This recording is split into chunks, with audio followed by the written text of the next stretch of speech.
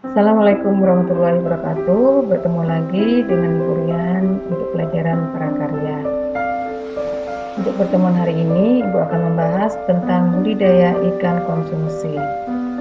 Kompetensi dasar yang akan kita capai pada pembelajaran hari ini yaitu memahami komoditas ikan konsumsi yang dapat dikembangkan sesuai kebutuhan wilayah setempat.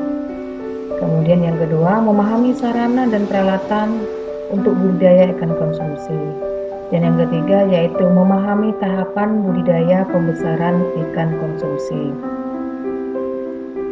Setelah kita mengetahui tadinya, kemudian kita pelajari bersama tentang materi hari ini, yaitu budidaya ikan konsumsi bagi menjadi 3 poin penting, yaitu komoditas ikan konsumsi, sarana dan peralatan budidaya ikan konsumsi, dan yang ketiga tahapan budidaya ikan konsumsi.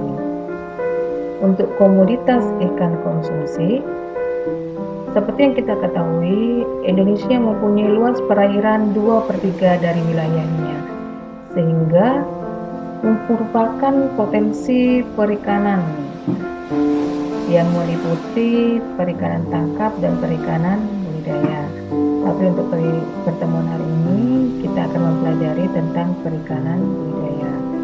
Perikanan budidaya ini berdasarkan habitatnya maka dibagi menjadi air tawar, air payau, dan air laut.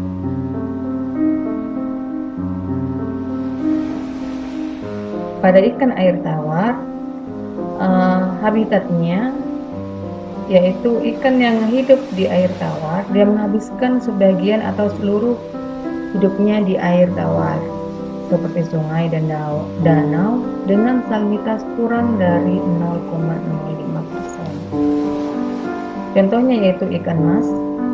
Dia memiliki ciri tubuh memanjang, pipih dan lunak, hidup pada ketinggian 600 di atas permukaan laut, bahkan antara lain tumbuhan air, binatang pernik dan pelet.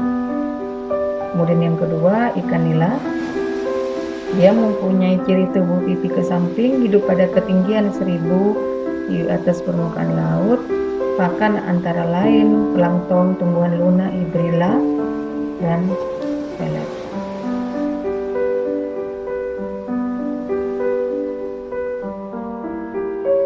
Selanjutnya yaitu ikan air tawar.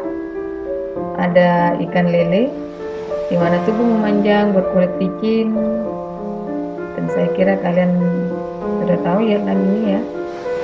Mungkin yang perlu ditambahkan, ikan ini merupakan ikan karnivora. Panennya pada saat umur 3-4 bulan itu sudah bisa dipanen dengan berat 200 gram per ekor. Selanjutnya pada komoditas ikan konsumsi, contoh pada ikan air tawar adalah ikan lele. Pastinya ikan ini sudah kita kenal ya. Kemudian dia selain ciri tubuhnya, kemudian ikan ini bersifat karnivora, jadi dia pemakan daging. Kemudian pada usia 3-4 bulan dia sudah bisa dipanen dengan berat 200 gram per ekornya. Kemudian yang keempat adalah ikan gurami. Dia hidup di daerah 0-800 meter di atas permukaan laut. Perairannya jernih, tenang, dan tidak berlumpur. Merupakan ikan omnivora. Kemudian pada saat umur 6 bulan dia sudah bisa dipanen dengan pembesaran 500 gram per ekornya. Yang kelima adalah ikan patin. Hidup di perairan oksigen rendah. Tubuh berwarna keabu-abuan, kemudian pada punggung dan perak pada perutnya. Kepala kecil dan ada 2 pasang sungut pendek. Ikan bersifat omnivora, yaitu dia pemakan segala. Pada ikan air payau, ikan yang habitatnya campuran antara air tawar dan air laut. Jika kadar garam yang dikandung pada setiap 1 liter air adalah 0,5-30 gram. Contohnya itu ikan bandeng, di mana dia memiliki ciri badan memanjang, ekor bercabang, dan seterusnya. Dan ikan ini mudah kita peroleh di lingkungan kita. Ikan ini merupakan ikan herbivora, bisa dipanen setelah 4 bulan dengan berat 450 gram per ekornya.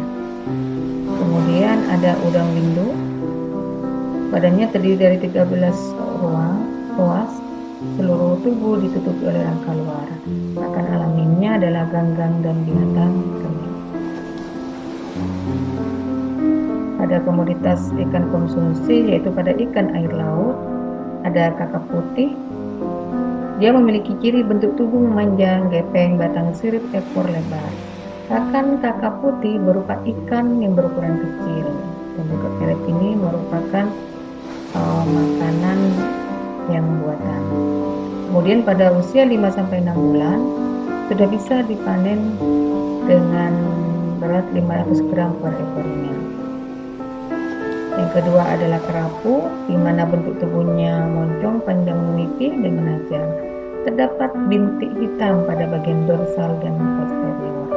Dan merupakan ikan karnivora, makan Crustacea, makan jenis udang-undangan, serta ikan-ikan kecil. Selanjutnya adalah komoditas ikan konsumsi. Kita memasuki sarana dan peralatan apa saja yang dibutuhkan untuk budidaya ikan konsumsi. Bahan-bahannya ada benih.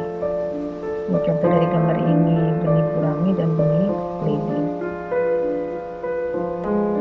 Sebelum pemberian benih pada kolam, dilakukan aklimatisasi sebagai proses adaptasi atau penyesuaian benih ikan. Jadi sebelumnya ikan dengan air yang berasal dari habitat aslinya sebelum dipindahkan ke kolam itu dimasukkan ke dalam plastik.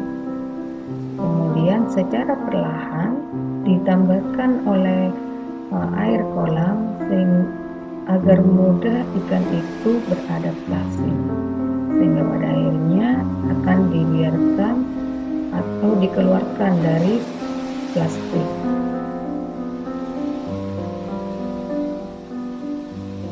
Untuk selanjutnya yaitu pakan alami. Ini jasad mikroorganisme, bisa ada yang fitoplankton, kemudian zooplankton, serta plankton. Kemudian ini pakan buatan. Campuran bahan baku hewani dan nabati menyesuaikan kandungan gizi, sifat dan ukuran ikan. Selanjutnya yaitu pupuk. Pupuk ini bermanfaat untuk memupuk dasar kolam sehingga struktur tanah kolam dapat menumbuhkan zooplankton dan fitoplankton sebagai bahan makanan alami ikan. Selanjutnya adalah air. Kualitas air dapat dilihat dari pH, keasaman, tingkat keasaman, yaitu suhu, salinitas, kadar garam, dan kecerahan.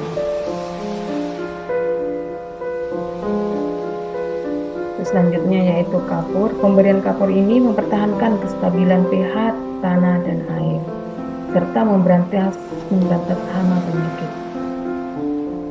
Selanjutnya yaitu obat-obatan. Ada obat-obatan buatan dan obat-obatan alami. Obat-obatan ini diperlukan untuk pencegahan dan penanggulangan hama dan penyakit pada budidaya ikan konsumsi. Setelah sarana dan peralatan budidaya ikan konsumsi, yaitu yang terakhir, materi yang terakhir, tahapan budidaya ikan. Ada 6 tahap, yaitu penyediaan kolam, persebaran benih dengan tadi yaitu aklimatisasi, kemudian ada pemberian pakan, pengontrolan pada budidaya ikan konsumsi. Jika sudah melewati usia yang cukup, maka akan dilakukan panen, yang selanjutnya dilakukan pelunasan.